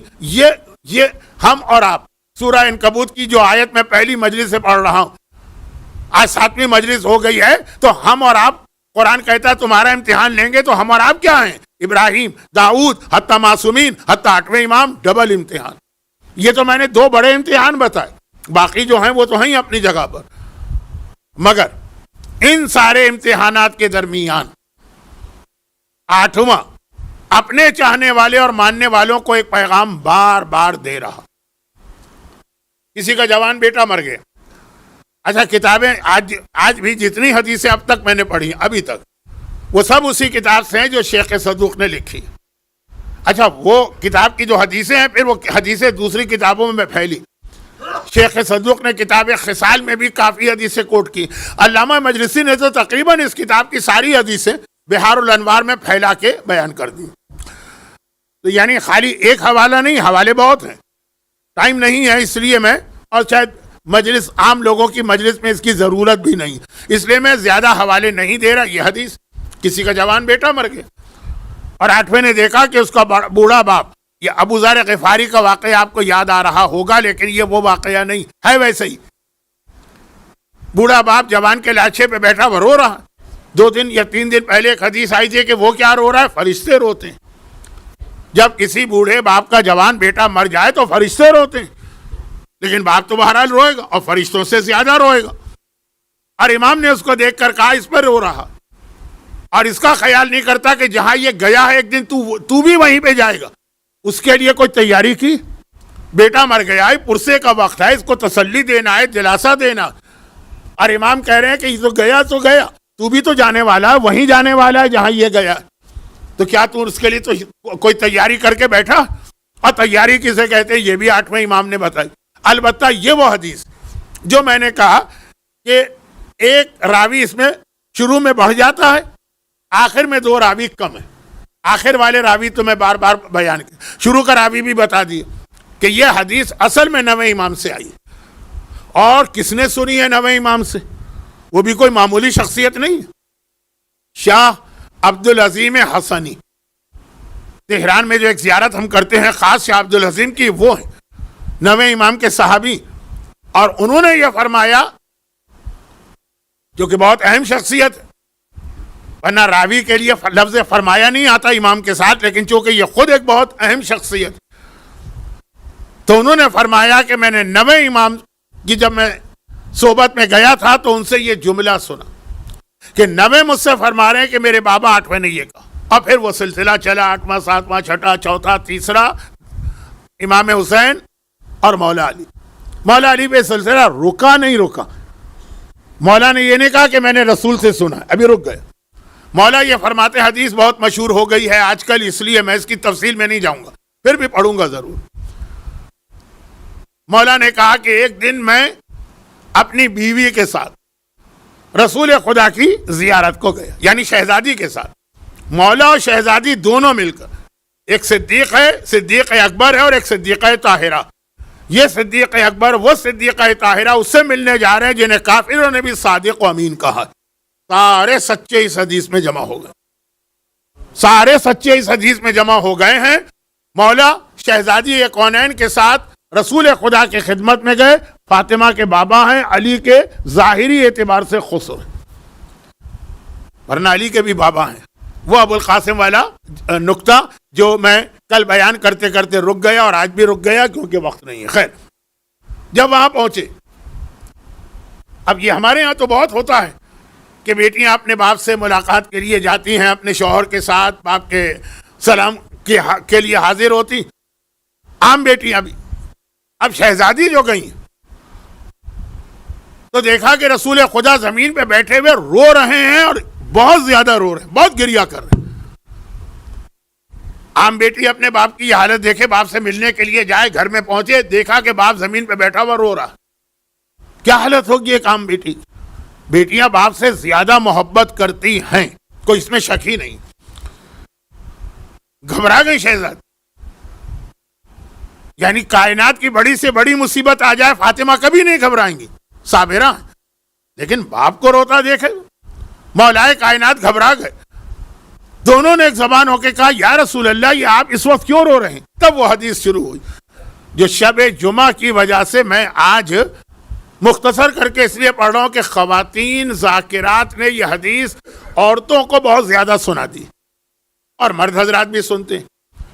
پیغمبر نے کہا کہ اے علی اور اے فاطمہ، مجھے اس وقت معراج کا سفر یاد آ رہا، اور اس معراج کے سفر میں نے اپنی امت کی 11 عورتوں کو اس حالت میں دیکھا تھا کہ جب بھی وہ منظر میری آنکھوں کے سامنے آتا ہے میں بے اختیار رونے لگتا ہوں۔ رو رہے ہیں رسول، خالی حدیث نہیں سنا رہے، روتے ہوئے سنا رہے۔ شہزادی نے طلب کے کہا تو بابا اپنے امت کی عورتوں کو کس حالت میں دیکھا؟ اب پوری حدیث آپ کو یاد آ گئی، لیکن یہاں پہ دو چھوٹے فارمولے سن لیجئے، پھر میں حدیث کو آگے بڑھاؤں گا۔ پہلا فارمولہ یہ ہے کہ ہمارے اصول سے، ہمارے اصول کا مطلب یہ ہے کہ ہمارے عقیدہ اصول دین شامل ہے کہ اللہ عادل ہے، اور عادل کا مطلب یہ ہے کہ اگر ایک جرم دو آدمیوں نے کیا ہے تو دونوں کو ایک جیسی سزا ملے گی، اگر جرم ایک جیسا۔ یہ ہمارا عقیدہ نہیں ہے جو بعض مسلمانوں کا ہے کہ اللہ قادر مطلق ہے، جو چاہے کر دے، وہ چاہے تو یزید کو بھی جنت میں بھیج سکتا ہے اور چاہے تو، میں نام نہیں لینا چاہتا، بڑی قابل احترام شخصیت کو بھی جہنم میں بھیج دے، وہ اللہ جو چاہے کرے۔ ہمارے یہاں اللہ عادل ہے، تو ایسا نہیں ہے کہ اس انداز سے اللہ نظام چلائے گا تو جو جرم عورت نے کیا وہی جرم اگر مرد نے کیا تو یہ حدیث مردوں کے لیے ایک بات۔ دوسری بات، دوسرا فارمولہ، دیکھیں وقت میں وقت ضائع بھی کر دیتا ہوں، خود میں مانتا ہوں۔ دوسری بات، مردوں کو تو نہیں کہیں گے ہم، بیٹوں کو جائیداد میں بیٹیوں سے ڈبل حصہ ملتا، تو ذمہ داری بھی ڈبل ہوتی ہے، اور شاید اس حوالے سے پھر سزا بھی ڈبل ہو۔ کئی مسئلے ہیں اسلام کے، چونکہ وقت نہیں ہے تو میں اس کی تفصیل میں نہیں جا رہا، جہاں ایک ہی جرم کی سزا عورت کے لیے کم رکھی ہے، مرد کے لیے زیادہ رکھی۔ اگر کوئی شخص اسلام لانے کے بعد دوبارہ کفر میں چلا جائے وہ واجب القتل ہے اگر مرد ہے، عورت قتل نہیں ہوگی، وہ جیل میں ڈالی جائے گی۔ جرم دونوں نے ایک جیسا کیا ہے، اور مثالیں دوں گا تو آج جو اصل موضوع ہے وہ رہ جائے گا۔ تو اب مرد اگر جائیداد میں ڈبل حصہ لے جاتے ہیں تو امام نے کہا نا کہ ذمہ داریاں بھی ڈبل ہیں۔ وہ حدیث بھی آپ کو یاد ہے، ابو ہاشم جعفری بہت مشہور صحابی، 11ویں سے نقل کی اور کہا مولا مگر یہی جواب تو چھٹے نے دیا تھا۔ تب امام نے کہا کہ مجھ میں اور ان میں کیا فرق ہے، جو وہ کہیں گے وہ میں کہتا ہوں، جو میں کہہ رہا ہوں وہی وہ کہیں گے۔ ایک ہی سوال تھا، اور وہ یہ تھا کہ مردوں کو ڈبل حصہ کیوں ملتا ہے؟ کہا اس لیے کہ نان و نفقے کی ساری ذمہ داری مردوں پر ہے، عورتوں کو بالکل اس سے بری کیا ہوا ہے، تو اگر فیسلٹی زیادہ دی جا رہی ہے تو ذمہ داری بھی زیادہ ہے، تو ہو سکتا ہے کہ جو یہ ہے تو مردوں کو یہ ڈبل سزا ملے۔ اچھا، اب ایک ضمنی بات سن لیجیے، 8ویں امام کے ایک بھائی ہیں زید، جو تاریخ میں کہلاتے ہیں زید النار۔ اب آپ کو پتا ہے کہ نار مانے آگ، یہ زید النار کیوں کہلاتے ہیں؟ اس کی 2 وجوہات کتابوں میں۔ ایک وجہ تو یہ ہے کہ انہوں نے جب مامون رشید کے خلاف اعلان بغاوت کیا تھا، کس زمانے میں جب 8ویں امام آ چکے تھے مرو، مدینہ خالی تھا، انہوں نے مدینے کے اندر امامت کا دعویٰ نہیں کیا، بغاوت کا اعلان کر دیا کہ وہ حکمران ظالم ہے تو میں اس کے خلاف اعلان کر رہا ہوں، اور پھر جتنے بھی مامون کے ماننے والے مدینے میں تھے ان کے گھروں کو آگ لگا دی، تو مشہور ہی ہو گئے زید النار، یا مدینہ ہے یا بصرہ، بہرحال شاید بصرہ ہے، اب کنفیوز ہو رہا ہوں میں، لیکن بہرحال جس شہر میں انہوں نے اپنا موومنٹ شروع کیا پہلا کام یہ کیا کہ عباسیوں کے گھروں کو آگ لگا، تو مشہور ہو گئے آگ والے زید، آگ والے زید، کیونکہ زید نام کے 50 آدمی ایک وقت میں ایک شہر میں رہتے تھے۔ اچھا، ایک اور وجہ بتائی جاتی ہے کہ نہیں یہ بڑے خوبصورت، ان کا چہرہ جو تھا وہ آگ کی طرح سے چمکتا تھا، اس لیے زید النار، جو بھی ہو۔ پھر آخر اتنی بڑی حکومت سے ٹکرانا آسان تو نہیں تھا نا، چنانچہ آخر میں گرفتار ہوئے، گرفتار کر کے مرو لائے گئے، کیپٹل۔ مامون نے کہا کہ فرزند رسول یہ آپ کا بھائی ہے، میں اس کے بارے میں کوئی فیصلہ نہیں کرتا، یہ آپ کے حوالے، جو دل چاہے آپ کا آپ کیجئے، چھوڑنا چاہیں چھوڑ دیں، سزا دینا چاہیں سزا دیں، واقعہ لمبا نہ ہو جائے۔ خلاصہ یہ ہے کہ جب یہ یہاں پہ پہنچے تو یہ شہر والوں کے لیے ایک امام زادہ، 8ویں امام کو دیکھ رہے ہیں، پھر ایک اور امام زادہ آ گئے، بڑی عزت مل رہی، سادات کرام کا ہاتھ چوما جا رہا ہے، لوگ پیر چھوتے ہیں، ہمارے آج بھی سندھ و پنجاب میں کلچر ہے پیر چھونے کا، بڑی عزت مل رہی، اور یہ ہر محفل میں بیٹھ کے کہہ رہے تم لوگ کیا ہو، تم سارے کے سارے امتی ہو، تمہاری تو کوئی حیثیت ہی نہیں ہمارے آگے، ہم رسول کی اولاد ہیں، ہمارے لیے جہنم کی آگ حرام ہے۔ الگ عقیدت میں سن لیتے، 8ویں امام کو اطلاع ملی، کہا اچھا اب اگر کہیں یہ بات کہہ رہا ہوں مجھے اسی وقت بتانا۔ شہر بہت بڑے بڑے نہیں ہوتے تھے پہلے زمانے، مولا آج بھی وہ ایک محفل میں بیٹھے بات کہہ رہے، 8ویں امام پہنچے اور کتنے غضبناک ہو کے پہنچے۔ واقعہ اگر میں یہ خود پڑھ رہا ہوتا، آج کا موضوع ہوتا تو تفصیل بتاتا، اور پھر کس طرح ڈانٹا سب کے سامنے اپنے اس بھائی کو، اور کہا جو تم کہہ رہے ہو یہ اسلام نہیں، اسلام کے اندر ان اکرمکم عند اللہ اتقاکم، اللہ کے پاس رتبہ تقوی کا۔ پھر وہ جملہ کہا 8ویں امام، جو کہتے ہوئے امام کا جملہ دہراتے ہوئے میرا جسم کانپ اٹھتا، لیکن وہ بات سمجھانے کے لیے کہہ رہے، کہا کہ ہمیں بھی اگر فضیلت ہے تو تقوی سے، اگر کوئی تقوی میں ہم سے آگے نکل جائے، اگر کوئی نکل جائے، جیسے اللہ نے کہا تھا نا موسیٰ اگر یہ پہاڑ رک جائے تو تم مجھے دیکھ سکتے ہو، اللہ کو کوئی دیکھ ہی نہیں سکتا، وہ پہاڑ رک نہیں سکتا، کہا اگر تقوی میں کوئی مجھ سے آگے نکل جائے تو مجھ سے زیادہ صاحب فضیلت بنے گا۔ یہ تم کیا عقیدہ پھیلا رہے ہو کہ ہم کچھ بھی کریں، امام کی اولاد ہیں تو جہنم کی آگ ہم پر حرام ہے، یہ رتبہ صرف امام کی اس اولاد پر ہے جو معصوم ہے، اور جناب زینب کا نام لیا یا ان کی طرح سے، تم اس میں نہیں آتے ہو۔ اور یہ بھی یاد رکھو کہ اگر تم کوئی نیکی کرو گے تو اللہ تمہیں دوگنا اجر دے گا، کیونکہ تم نے ایک تو نیکی کی، پھر پیغمبر کی عزت بچائی، اور اگر گناہ کرو گے تو اللہ تمہیں ڈبل عذاب دے گا، ایک تو تم نے گناہ کیا ہے، پھر تم نے پیغمبر کی عزت کو ختم کیا۔ ایک عام آدمی یہ برداشت نہیں کر سکتا، کوئی مجھے دیکھ کر کہے اچھا مولانا صاحب آپ کا بیٹا تو شرابی، یہ عام آدمی کا بیٹا شرابی اور میرا بیٹا شرابی ہو، بہت فرق ہو جاتا ہے، کس طرح ڈانٹا کہ ڈبل سزا۔ اب آئیے اصل حدیث کی وضاحت میں 2-3 باتیں تھیں، کیونکہ جب یہ حدیثیں پڑھی جاتی ہیں مرد بہت خوش ہو جاتے ہیں، اور اس کے بعد گھر جا کے اپنی بیویوں سے ٹونٹنگ شروع کر دیتے ہیں۔ اچھا مومن کا مذاق تو چل جائے گا، مذاق سے زیادہ پیغمبر نے کہا بیٹی فاطمہ میں نے معراج کی رات دیکھا کہ میری امت کی کچھ عورتیں ہیں جنہیں ان کے بالوں سے باندھ کر لٹکایا گیا ہے، اور وہ چیخ و پکار کر رہی ہیں۔ بال کھینچے نا، وگ نہ لگی ہو ورنہ آپ کے ہاتھ میں آ جائے گی، لیکن اگر اصلی بال ہے اور کھینچا جائے بالوں سے باندھا گیا۔ اور میں نے دیکھا میری امت کی کچھ عورتیں ہیں جن کی زبان میں سوراخ کر کے اس میں رسی سے ان کو باندھ کے لٹکائے گئے زبان سے، اور کچھ عورتوں کو میں نے دیکھا ان کو ان کے سینے سے باندھ کے لٹکایا گیا، اور کچھ عورتوں کو میں نے دیکھا کہ انہیں اس طرح لٹکایا گیا ہے کہ ان کا آدھا جسم پیر وہ جہنم کے کنویں کے اندر جا رہے ہیں، وہ جل رہی ہیں۔ پیغمبر نے تفصیل بھی بتائی، لیکن اس وقت تفصیل بتانے کا وقت نہیں رہا۔ ایسا نہیں ہے کہ میں مجمع سے ڈر کے یہ چیزیں چھوڑ رہا ہوں، نہیں، یہ تو میری زندگی بھر کی محنتوں کا خلاصہ ہے، وقت آج نہیں رہا۔ اور پھر بیٹی میں نے دیکھا کہ ایک عورت ایسی کہ جسے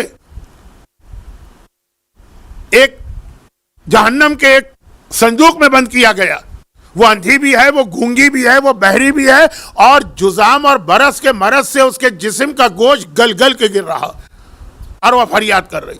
اور میں نے پھر دیکھا کچھ ایسی عورتیں ہیں جنہیں پورا آگ میں رکھا گیا, جیسے باربیکیو کی آئٹم کو آپ اس طرح آگ میں رکھ کے لٹتے پلٹتے ہیں, اور ان کا گوشت کاٹ کاٹ کے ان کو کھلایا جا رہا. اور پھر میں نے دیکھا میری امت کی کچھ عورتیں جن کا جسم گدھے کا ہے, سر خنزیر یعنی سور کا, اور ان کو منہ کے راستے سے سخت ترین عذاب دیا جا رہا. پھر میں نے دیکھا میری امت کی کچھ عورتیں جو کتے کی شکل میں آئیں.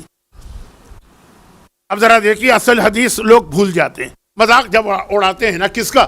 بظاہر میرا مذاق اڑاتے ہیں, اصل میں امام کا مذاق اڑا رہے ہیں, رسول اللہ کا مذاق اڑا رہے ہیں, جو یہ حدیث بیان کرتے ہوئے رو رہے ہیں. یہ دیکھا نہیں, مولانا کتا نہیں کہا ہوگا, پیغمبر نے کتیا کہا ہوگا. دیکھیے اب یہ اردو زبان کی اصلاح نہیں کر رہے ہیں, وہ پوری حدیث اور رسول خدا اور شہزادی فاطمہ کا مذاق اڑا رہے ہیں. پیغمبر نے کہا کچھ عورتوں کو دیکھا کتے کی شکل میں آئیں, اور ان کے جسم میں ایک طرف سے آگ داخل کر کے دوسری طرف سے نکالی جا رہی, اور پورا جسم ان کا اندر سے جل رہا. کہاں تو رسول رو رہے تھے, اور کہاں مولا کائنات اور شہزادی دونوں پیغمبر کے ساتھ بیٹھ کر یہ بھی رونے لگے.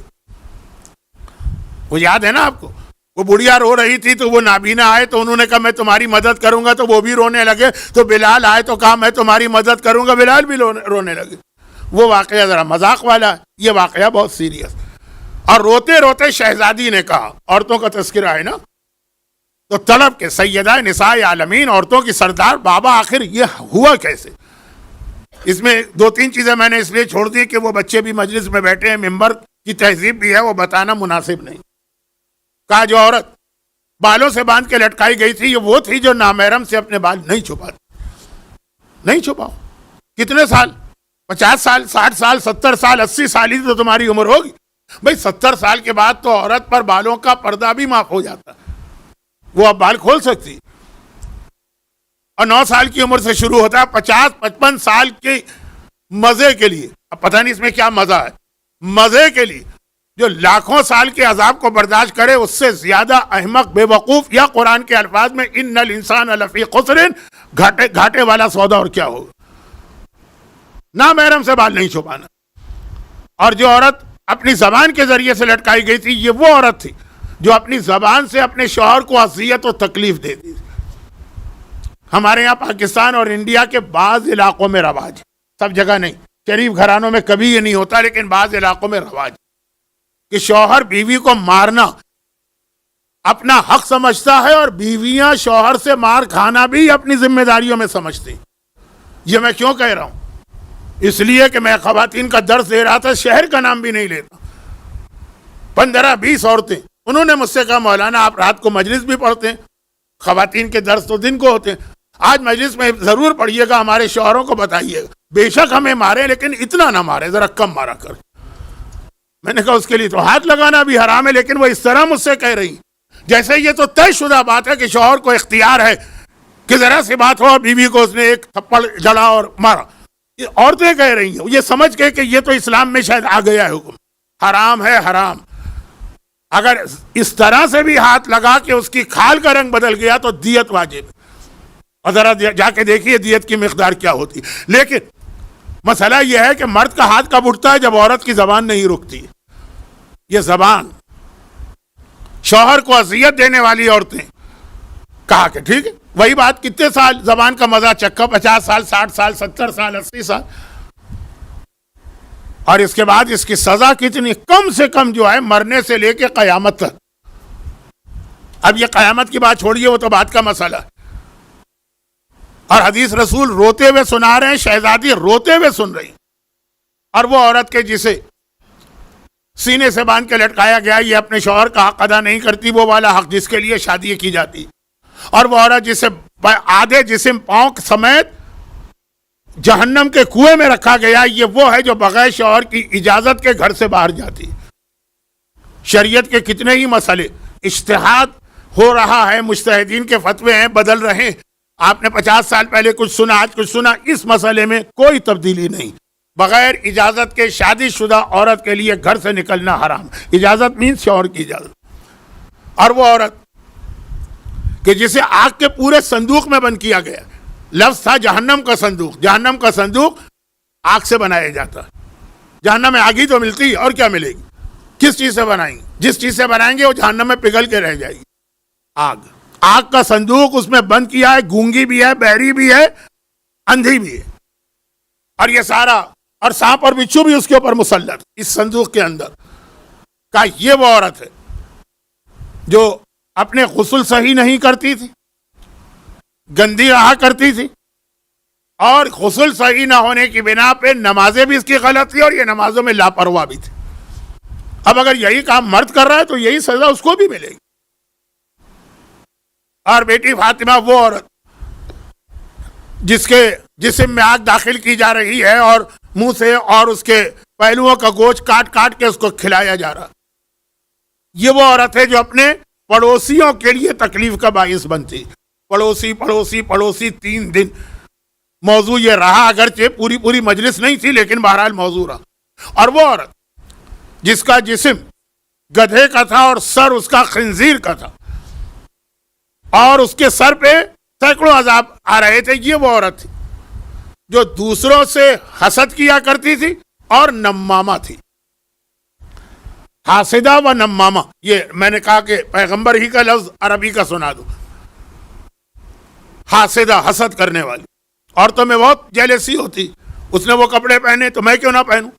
کپڑے اس عورت نے پہنے, شامت آپ کی آتی, کیونکہ خریدنا تو آپ کو ہی ہے نا. اس نے وہ زیور پہنا تو میرے پاس کیوں نہ ہو. اچھا یہاں تک کی بات تو ٹھیک ہے, لیکن جب حسد اس میں آتا, یہاں تک تو حسد نہیں, لیکن حسد. اب یہ حسد اتنا بڑا موضوع ہے کہ میرے پاس آج تو وقت نہیں, آج شب جمعہ, قبر کو یاد کرنے کی رات ہے, یہ ہوگا قبر. اور نمام ہے, نمام مانے چغل خور, ادھر کی بات ادھر لگانا, ادھر کی بات ادھر لگانا. تو وہ جو ایک اردو کا بہت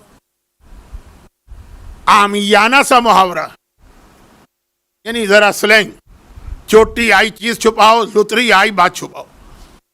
چور آئے تو چیزوں کو چھپا لو ورنہ غائب. اور لتری جو ہے نا وہ بہت پرانی اردو ہو گئی ہے, ادھر کی بات ادھر, ادھر کی بات ادھر, بات چھپاؤ. چھپاؤ کہ نہ چھپاؤ, لیکن گدھے کا جسم ہوگا, سور کا سر ہوگا, ایک کتے کے بارے میں کہا جاتا ہے کہ وہ پھر بھی جنت میں چلا جائے گا, اصحاب کہف کا. لیکن سور تو کوئی بھی جنت میں نہیں جائے گا, یہ تو طے شدہ بات کا. یہ وہ عورت, میں یہ نہیں کہہ رہا ہوں کہ قیامت میں بھی یہ اسی طرح سے آئے گی, وہ تو قبر کے عذاب کے بعد ہو سکتا ہے کہ اس کو معافی مل جائے. اور وہ عورت جو کتے کی شکل میں لائی گئی اور جسم کے ایک حصے میں آگ داخل کر کے دوسرے حصے سے نکالی جا رہی, یہ وہ عورت ہے جو گانے بجانے کا کام کرتی ہے اور گانے بجانے کی محفلوں میں شریک ہوتی ہے. اور اس وقت بھی شہزادی نے روتے ہوئے کہا کہ بابا کتنی بد نصیب اور بدقسمت وہ عورت جو آپ کا کلمہ پڑھ کے بھی اس عذاب میں مبتلا ہو, جسے رحمت للعالمین مل جائے, جسے شفیع المذنبین مل جائے, اور پھر بھی اس کے اوپر یہ عذاب آ جائے. جیسے امام نے کہا کتنا بدقسمت ہے جسے رمضان مل گیا اور اپنے آپ کو معاف نہیں کرا سکا. کتنا بد نصیب ہے جسے حج کا عرفات مل گیا اور اپنے آپ کو معاف نہ کرا سکا. اور ان سب سے زیادہ بد نصیب ہے جسے رحمت للعالمین کی نبوت اور رسالت ملی, شفیع المذنبین کا کلمہ ملا, اور پھر بھی وہ اپنی حرکتیں بدلنے کو تیار نہیں. یہ والی حدیث شاہ عبدالعظیم حسنی نے, جن کی زیارت آپ تہران میں کرتے ہیں, 9ویں امام سے سنی, جنہوں نے 8ویں سے سنی, اور 8ویں نے سلسلہ پہنچایا اپنے دادا علی تک. اور میرے مولا نے کہا کہ میں نے اور فاطمہ نے براہ راست رسول خدا سے سنا. لیکن جس آیت سے میں نے مجلس شروع کی تھی, فاستغفر ربہ وخر راکعا واناب, قرآن نے کہا استغفار کیا, سجدے میں گر گیا, اپنی غلطی مان لی. جب تک کہ آدمی زندہ ہے توبہ کا دروازہ کھلا. ہر شب جمعہ آپ کو یہ یاد دلاتا. اب یہاں وقت بہت کم رہ گیا ہے, لیکن چونکہ مجھے 7-8 منٹ زیادہ پڑھنے کا موقع مل رہا ہے, کوئی ایسی پابندی نہیں ہے, تو ایک چھوٹی سی بات اور سن لی. اب یہ عذاب خدا, لیکن اس سے بچنے کے طریقے بھی ہمیں بتائے گئے. اچھا پہلے ایک بات تو سن لیجیے, ایک اور اس سے ریلیٹڈ بہت اہم بات. اور وہ یہ ہے کہ نجف وادی السلام کا قبرستان، وہاں جو آدمی دفن ہوتا ہے عذاب خدا سے بچ جاتا ہے۔ یہ جو حدیث میں نے ابھی پڑھی ہے بہت پڑھی جاتی ہے، میں نے تو 11 میں سے صرف 7-8 ہی پڑھی ہیں، لیکن پوری 11 بھی پڑھی جاتی ہیں، 11 عورتیں۔ یہی گناہ اگر مرد بھی کر رہا، یہ تو نہیں ہو سکتا ہے نا کہ عورت گانا گا رہی ہے تو اس کو کتا بنا کے بھیجا جائے، اور مرد وہ گانا گا رہا ہے تو اس کو بھی کتا بنایا جائے۔ یہ جتنے گناہ، اب بعض اوقات اس میں لوگ، اب یہ جوک نہیں ہے، یہ مذاق اڑانا ہے۔ اور قرآن کریم کی ایک آیت ہے نا کہ دنیا میں جو لوگ مذاق اڑا رہے ہیں، آخرت میں پھر صاحبان ایمان بیٹھ کے ان لوگوں کا مذاق اڑائیں گے۔ مذاق میں لوگ کہتے ہیں مولانا، اور اگر کوئی یہ 11 کے 11 گناہ کر رہا ہے تو وہ کتا بن کے آئے گا کہ سور بن کے آئے گا کہ بالوں سے لٹکایا جائے گا کہ زبان سے ہوگا کیا؟ وہ اللہ سارے کے سارے 11 عذاب بھی ایک پہ دے سکتا ہے۔ اچھا، لیکن کچھ جگہ ایسی، کچھ طریقے ہیں عذاب سے بچنے کے۔ بہترین طریقہ تو وہ ہے جسے ہم مانتے ہی نہیں ہیں، توبہ۔ توبہ تو اس طرح سے گناہ کو معاف کر دیتا ہے جیسے کبھی تم نے گناہ کیا ہی نہیں۔ لیکن توبہ تو ایک بڑی چیز ہے۔ بہت سے لوگ تو گناہ کو گناہ ہی نہیں مانتے، توبہ تو وہ کرے گا نا جو گناہ کو گناہ مانے۔ تو پھر اور کچھ طریقے ہیں، مثلا نجف کا وادی السلام، وہ قبرستان ہے جس میں لوگ دفن ہوتے ہیں تو عذاب خدا سے بچ جاتے ہیں، بہت مشہور ہے یہ بات۔ لیکن کیا یہ ایسی ہی بات ہے؟ بہت ڈر لگتا ہے جو ابھی ایک کلپ کاٹ کے دے دیں گے کہ دیکھیے ایک مولانا آئے ہیں جنہوں نے وادی السلام کا انکار کیا ہے۔ نہیں، ابھی سنیے، سید مہدی بحر العلوم کا ایک واقعہ سن لیجیے۔ بچے ہیں شاید ان کو یہ کہانی سے بات سمجھ میں آ جائے۔ سید مہدی بحر العلوم ہمارے ان 2 مراجع میں سے ایک ہے جن کے بارے میں 100% کنفرم ہے کہ وہ امام زمانہ سے ملاقات کر چکے ہیں، نہیں کرتے تھے۔ تاریخ تیشیت میں محمد ابن یعقوب کلینی سے لے کر آج آغا سیستانی تک جتنے بڑے مرجع اور مجتہدین گزرے سب کی ملاقات امام سے ہوئی، مگر یہ 2 جو میں ابھی بتا رہا ہوں ان میں اور باقی میں فرق ہے۔ کیا فرق ہے؟ نمبر 1، جو باقی سارے مراجع سب کے نام لے لیجیے آپ، چاہے وہ کلینی ہوں، چاہے وہ صدوق ہوں، چاہے وہ مفید ہوں، چاہے وہ توسی ہوں، چاہے وہ علی ہوں، اور چاہے وہ محسن حکیم ہوں، چاہے وہ آغا بروجردی ہوں، وہ سب کی ملاقات امام سے ہوئی 1 مرتبہ، بہت ہوا تو 2 مرتبہ۔ یہ 2 جو علماء ہیں ان کی ملاقات امام سے سینکڑوں بار ہوئی، ایک۔ دوسری بات، وہ جتنے مراجع ان کی ملاقات امام سے اس وقت ہوئی جب امام نے چاہا۔ یہ 2 مراجع ایسے ہیں کہ جب ان کا دل چاہتا تھا یہ خدمت امام میں پہنچ جاتے ہیں۔ یہ 2 عظیم مرجع۔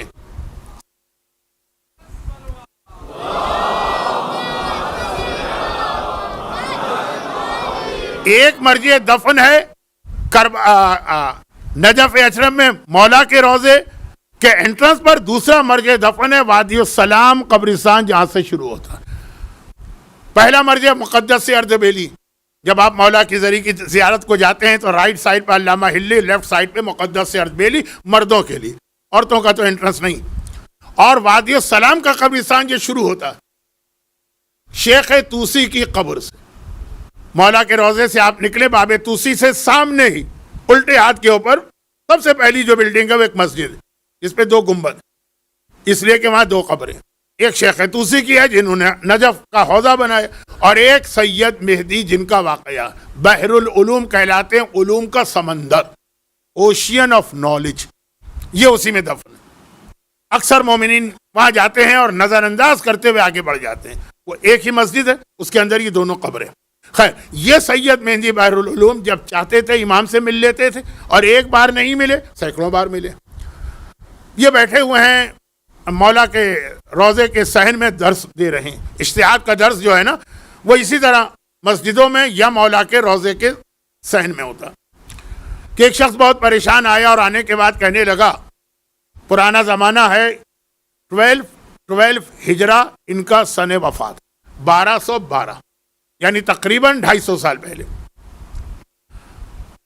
خاصا ہی آدمی مالدار تھا، لیکن اس کا زیادہ مال جو تھا وہ کیش تھا۔ پرانے زمانے میں کیش کہاں رکھیں؟ بینک تو تھے نہیں، لاکر تو تھے نہیں، چوریاں ہوتی تھیں، تو اپنے گھر میں حفاظت سے رکھتے تھے۔ لیکن اگر کہیں سفر پہ جانا تو اب اتنا سارا پوری زندگی کا جو اثاثہ ہے وہ تو سفر میں لے کے نہیں جا سکتے، ڈاکو بھی بہت، تو کسی کے پاس امانت رکھواتے تھے۔ اسلام میں امانت کی بہت اہمیت۔ تو نجف میں ایک شخص بہت ہی متقی، بہت ہی پرہیزگار، ہر آدمی اس کے قسم کھائے، اور وہ سچا متقی تھا۔ ایسا نہ ہو کہ آپ یہ سمجھیں کہ وہ کوئی جھوٹا یا فراڈیا، سچا وہ لوگوں کی یہ خدمت کرتا تھا۔ بہت ثواب ہے اس کا، لوگوں کی امانت رکھنے کا ٹائم بالکل نہیں ہے۔ میں جلدی سے آگے بڑھ رہا ہوں کیونکہ ماتم کرنے والوں کو آج ماتم بھی کرنا ہے، شب جمعہ۔ خلاصہ یہ ہے کہ وہ کہیں سفر پہ گیا تو اپنے ساری دولت ان کے پاس رکھوا گیا، اس شخص کے پاس، متقی کے پاس۔ جب واپس آیا پتہ چلا وہ مر گیا۔ اب مر گیا ہے تو اس کا بھی قصور نہیں۔ یہ سید مہندی بحر العلوم کے پاس آ کے کہتا ہے کہ میں اس کے گھر گیا، اس کی بوڑھی بہن نے دروازہ کھولا، میں نے اس کو بات بتائی، اس نے کہا ہمارے پاس تو کوئی اطلاع نہیں، جو رقم تم بتا رہے ہو ہم اپنے آپ کو بھی بھیج دیں، تب بھی اتنا نہیں دے سکتے۔ اب وہ بھی اپنی جگہ صحیح، بہن بھی، مرنے والا بھی اپنی جگہ صحیح، کہیں اس نے ایسی جگہ چھپا کے رکھا ہوگا نا کہ گھر والوں کو بھی پتہ نہ چلے، کسی کی بھی نیت بدل سکتی۔ اور یہ آدمی جس کی ساری دولت لٹ گئی ہے یہ بھی اپنی جگہ صحیح۔ کہا کہ آپ کوئی طریقہ بتائیے۔ اب سید مہندی امام سے بھی ملاقات کرتے ہیں، انہوں نے کہا کہ میں خاص دعا تمہیں بتا رہا ہوں، کسی اور کو کبھی نہیں بتانا۔ یہ دعا ایسی ہے کہ مرنے والے کی قبر پہ جا کے پڑھا، یا کوئی بھی مرنے والا وہ قبر سے نکل کے آ جائے گا اور تمہیں تمہارے جو بھی تم کو پوچھنا ہے تم سے کچھ دیر بات کر لے گا۔ اب یہ دعا بتائی۔ نجف میں تو جتنے لوگ مرتے ہیں وہ سب وادی السلام میں دفن ہوتے ہیں، وہ بھی وادی السلام میں دفن تھا، یہ اس کی قبر پہ گئے۔ قبر تو پتا تھی نا کہ یہ، وہاں جا کے یہ دعا پڑھی۔ دعا پڑھی تو وہ قبر سے نکلا، لیکن یہ دعا پڑھنے والا جو مظلوم ہے گھبرا گیا، یہ تو کوئی اور آدمی نکل کے آ گیا، یہ اس کی قبر ہے۔ گھر والوں نے بتایا، خاندان والوں نے بتایا، یہاں وہاں کوئی اور نکلا۔ بھئی اگر 6 مہینے کے بعد کوئی اور نکلا تو سمجھ میں آتا ہے کہ قبر میں دوسرے مردے دفن ہوتے ہیں، یہ تو ابھی 5 دن پہلے کی بات۔ گھبرا کے کہا تو کون ہے؟ کہا میں ہلا کا رہنے والا ہوں۔ ارے ہلا کا رہنے والا یہاں کیسے آ گیا قبر میں؟ کہا جب میں اپنی قبر میں گیا تو وہ فرشتے آئے جن کو میں گھڑی دیکھ رہا ہوں، جن کو ملائکہ نقالہ کہتے ہیں، یہ پورا ایک الگ موضوع، جن کا کام ہے میتوں کو مرنے کے بعد منتقل کرنا۔ وہ آئے اور آنے کے بعد کہا کہ تو ہلا والے سے، تو اتنا نیک آدمی ہے کہ اگرچہ تو ہلا میں دفن ہوا مگر تیرا رتبہ ہے کہ تجھے وادی السلام میں پہنچایا جائے، ہم تمہیں لینے آئے۔ یہ کہے کہ مجھے لا کے اس قبر میں بلائے۔ تو کہا کہ اس قبر میں کوئی تھا پہلے سے؟ کہا نہیں، خالی قبر تھی۔ اب یہ آدمی واپس آ گیا علامہ مہدی بحر العلوم کے پاس، کہا کہ یہ آپ نے دعا بتائی، قبر تک گیا، مردہ نکلا مگر کوئی اور ہی نکلا، اور وہ دفن ہلا میں ہوا تھا۔ انہوں نے کہا اچھا اب ایک کام کرو، وہ جو آدمی جو تھا جس نے اپنا انٹروڈکشن کرا، اب ہلا جا کے اس کی قبر پہ ہی دعا پڑھو، شاید کچھ پتہ چل جائے۔ چنانچہ یہ ہلا گیا۔ اب نجف اور ہلا کتنا فاصلہ ہے، وہ پہنچ گیا وہاں، اور جو قبر اس نے بتائی تھی مرنے والے نے، اس کی قبر پہ جا کے دعا پڑھی تو قبر سے وہی آدمی نکل آیا جس کے پاس امانت رکھوائی تھی نجف والے۔ اب دیکھا ہاں یہ آگے گھبرا کے پوچھا کہ تم یہاں کیسے؟ کہا کہ میں اللہ سے ایک ہی دعا کر رہا تھا کہ خدا بندہ کسی کو بھیج دے جو میرے مسئلے کو دور کرے، مجھ پر سخت ترین عذاب آ رہا تھا جب میں وادی السلام میں دفن ہوا۔ فرشتے آ گئے، کہا کہ اس کو عذاب دینا، اور وادی السلام میں عذاب آ نہیں سکتا تو اس کو یہاں سے ہلا بھیجو، اور ہلا میں اتنا متقی مومن ہے اس پر عذاب نہیں آنا چاہیے، اس کو وہاں سے یہاں لے کے آؤ۔ میں بہت مختصر کر رہا ہوں واقعے کو کیونکہ اصل چیز پیغام۔ کہا تو اتنا نیک، اتنا متقی، لوگوں کی امانت رکھنے والا، لوگوں کو سروس دینے والا، یہ کیا ہوا؟ کہا مسئلہ جو ہے وہ میری بہن کا، وہ بہن نہیں جو بوڑھی بہن تھی، جو میری چھوٹی بہن، اس کی وجہ سے اس عذاب میں مبتلا ہوں۔ اب یہ آدمی نے کہا کہ اچھا، سید مہندی نے کہا تھا کہ زیادہ وقت نہیں ملے گا اس دعا کے بعد، تو اب اس نے کہا مسئلہ چھوڑو، یہ بتاؤ میری امانت کہاں ہے؟ اس نے بتایا ہاں وہ فلاں جگہ زمین کھود کے میں نے دفن کیے، جا کے وہاں سے لے لو، وقت تو تھا نہیں، تو اس لیے بہن کے مسئلے میں گیا نہیں، اپنی امانت، اور فوراً قبر بند، وہ واپس چلا گیا۔ یہ واپس آتا ہے، پہلے تو اپنی امانت زمین کھودی مل گئی، پھر سید مہندی کے پاس آیا، مرجے وقت ہیں، عظیم ترین مراجے میں سے ایک ہیں، وہ اپنی جگہ سے کھڑے ہوئے، کہا چلو اس کے گھر میں جا کے اس کی بہن سے بات کرتے ہیں، اس کا عذاب بیچارے کا دور کروائیں۔ اس کی بہن کے پاس پہنچے، چھوٹی بہن، جوان بہن، اس نے سنا کہا الحمدللہ، میں جو اللہ سے فریاد کر رہی تھی اپنے بھائی کے بارے میں کہہ رہی ہے جو عذاب میں مبتلا. کہا کیا ہوا؟ کہا اس نے مجھ پہ ظلم کیا تھا، میری شادی نہیں ہونے دے رہا تھا، ایک سے ایک اچھے رشتے آتے تھے، کہتا نہیں یہ رشتہ مجھے پسند نہیں، وہ رشتہ پسند نہیں، یہ فلاں خاندان ہے اس میں تو ہم لوگ شادیاں کرتے نہیں، وہ فلاں. بلا وجہ بغیر کسی شرعی جواز کے رکاوٹ بن رہا ہے. آج بھی کتنے ایسے لوگ، بھائی تو بھائی، میں نے والدین کو دیکھا ہے کہ اولاد کی شادیوں کے لیے تیار نہیں ہوتے. موضوع بڑھ گیا ہے، وقت میرے پاس صرف 3 منٹ کا بچا ہے مصائب سمیت. تو آج کی معذرت، انشاءاللہ آخری 2-3 راتیں تو غم کی راتیں، زیادہ مصائب پڑھوں گا. کہا کہ نہیں میں معاف نہیں کروں گی، زندگی اس نے تباہ کر دی، اس کا حق کیا تھا میرے معاملے میں بولنے کا. یہاں تک روایت میں کہ سید مہندی بار بار کہتے رہے کہ بیٹی بیٹی اسے معاف کر دے، اب تیرا تو جو ہو گیا تو ہو گیا، لیکن وہ عذاب میں مبتلا کا اس سے زیادہ عذاب ہونا چاہیے.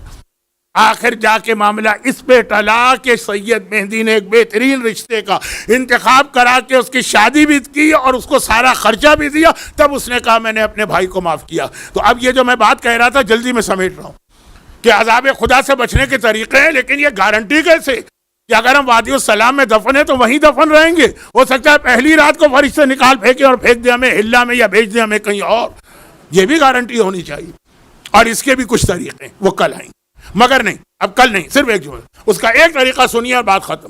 اور وہ طریقہ ہے کہ خود 8ویں امام میرا موضوع ہے، ان کی مشہور حدیث ہے من زارنی، جو میری زیارت کرے فی حیاتی زندگی میں اور بعد مماتی یا میری موت کے بعد، میں 3 جگہوں پہ اس کی مدد کے لیے آؤں گا. ایک قبر میں اس کی مدد کروں گا، ایک قیامت کے میدان میں اس کی مدد کروں گا، ایک پل صراط پر اس کی مدد کروں گا.